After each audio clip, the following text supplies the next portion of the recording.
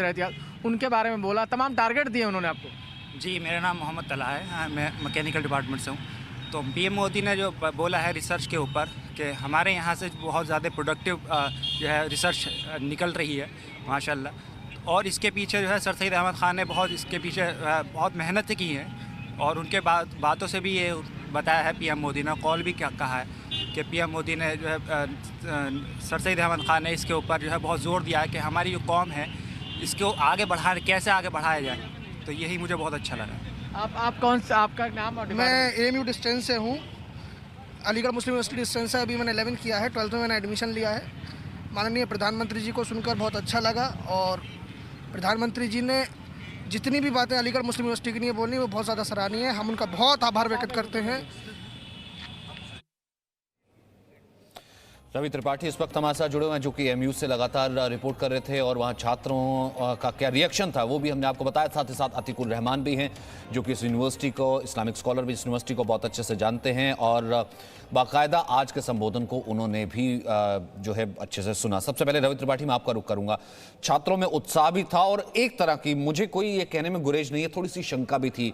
कुछ छात्र कह रहे थे कि कैसा संबोधन होगा, क्या कुछ होगा। मुझे ऐसा लगा कि कोई सियासत नहीं, एक प्रधानमंत्री कम जैसे एक अभिभावक संबोधित करता है अपने घर के छात्रों को, अपने घर के बच्चों को, शायद वैसा टच आज प्रधानमंत्री ने संबोधन में दिया।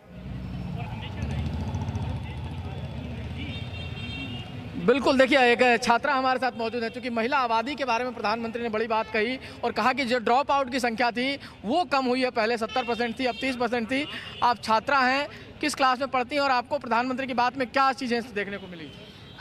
मैं अंडरग्रेड हूँ, 12th में ही हूँ अभी, और अंडरग्रेड 12 हूँ। और जो है पीएम का बहुत ज़्यादा इम्पोर्टेंस, उनके जो स्पीच था उससे बहुत ज़्यादा सेल्फ इम्पोर्टेंस फील हुई। लगा कि हाँ, हम भी कुछ कर सकते हैं और हम भी उनके in self reliant and self developed India में, सेल्फ रिलायंट इंडिया में हम अपना कंट्रीब्यूशन कर सकते हैं। बिकॉज एक बात है कि you can not love others when you don't know your own self worth. आपको अपनी सेल्फ वर्थ पता चलेगी, आप दूसरों को हेल्प करेंगे, आप उनको भी उनकी सेल्फ वर्थ रियलाइज़ करने में इंपॉर्टेंस करेंगे। जैसे पीएम मोदी ने आज हमें एक इनकरेज किया कि हाँ, अपनी वर्थ जानो और इंडिया की कंट्रीब्यूशन में अपनी मदद करो। So it is important and I think it was necessary for us, ताकि क्योंकि लास्ट ईयर के इवेंट्स को देखते हुए इम्पोर्टेंट था कि पीएम हमें खुद एनकरेज करें। बहुत बिल्कुल सही करें। लास्ट ईयर के इवेंट्स को देखते हुए जैसी छवि क्रिएट करने की कोशिश की गई, कुछ एक छात्र, क्योंकि एएमयू का अपना इतिहास, जैसा प्रधानमंत्री मोदी के शब्दों में कहें कि जहां उर्दू भी पढ़ाई जाती है, संस्कृत भी पढ़ाई जाती है और एक सदी का अपना बड़ा इतिहास है। और शायद तभी लिए कुछ नसीहत भी थी, कुछ सुझाव भी थे और एक अभिभावक की तरह कहीं ना कहीं एड्रेस किया आज अतीकुर रहमान, और शायद यही एक्सपेक्ट किया गया था और ये जरूरी भी था।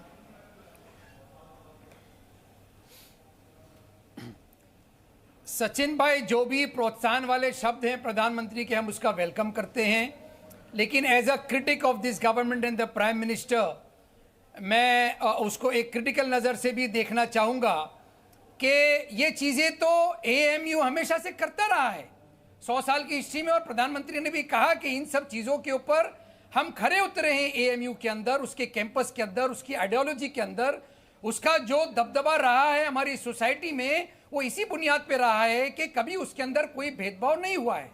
यहाँ पर हम एक्सपेक्ट कर रहे थे प्रधानमंत्री जी से।